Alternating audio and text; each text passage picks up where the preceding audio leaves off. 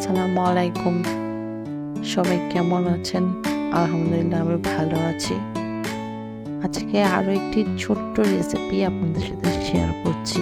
সেটা হচ্ছে কালা ভুনা রেসিপি। এখানে আমি 2 কেজি পরিমাণ গোস্ত নিয়েছি, চর্বি হাড্ডি সহ। প্রথমে আমি দিয়ে দিয়েছি তেজপাতা, 2টো স্টার মশলা, এরপর দিয়েছি 2টো বড় কালো এলাচ, এরপর দিয়েছি 3-4টে দারচিনি, এরপর দিয়েছি 4-5টির মতো লং, ছোট সবুজ এলাচ 6-7টির মতো হবে, দিয়েছি আদা বাটা, পরিমাণ মতো রসুন বাটা,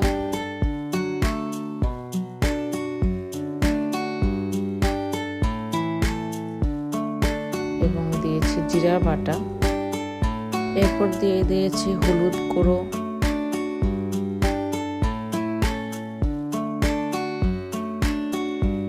মরিচ গুঁড়ো, মরিচটা আপনাদের স্বাদ মতন দিবেন, ধনে গুঁড়ো। এরপর দিয়েছি পেঁয়াজ কুচি,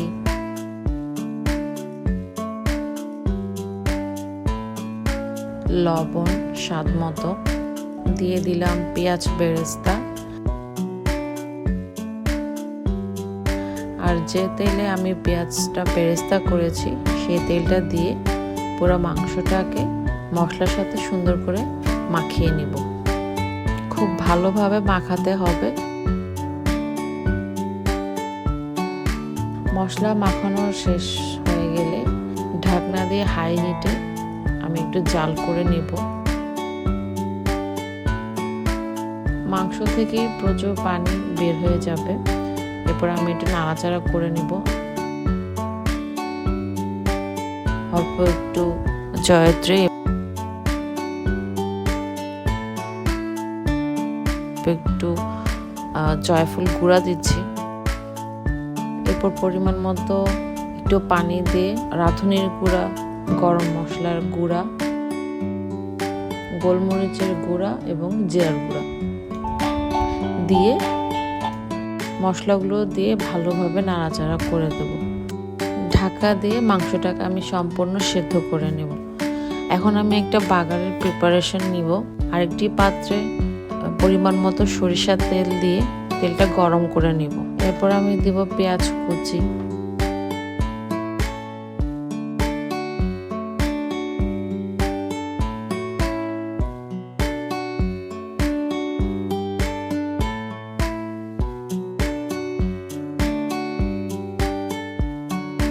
দিয়ে দিব রসুন কুচি এবং 4-5টা শুকনো মরিচ দিয়ে ভালোভাবে একটু হালকা লাল লাল করে ভেজে নেব।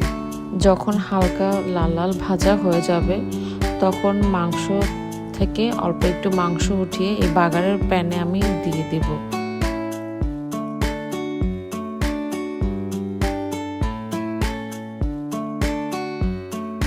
একটু ঢাকনা দিয়ে চাপা দিয়ে 2 থেকে 5 মিনিটের মতো রেখে দেব, যাতে বাগারের পুরোপুরি স্মেলটা মাংসের সাথে ভালোভাবে মিশে যায়।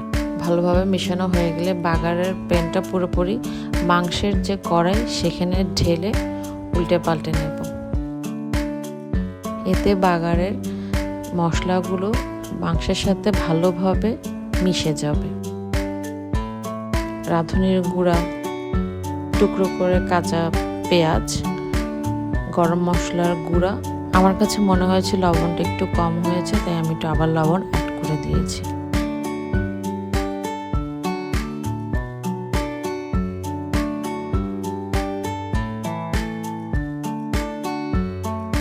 আর দিয়ে দিয়েছি গোলমরিচের গুঁড়া।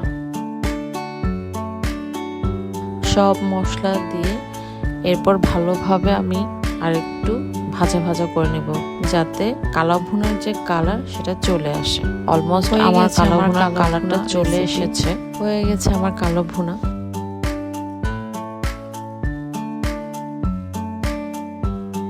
দেখুন মাংসটা কত সফটলি খুলে এসেছে।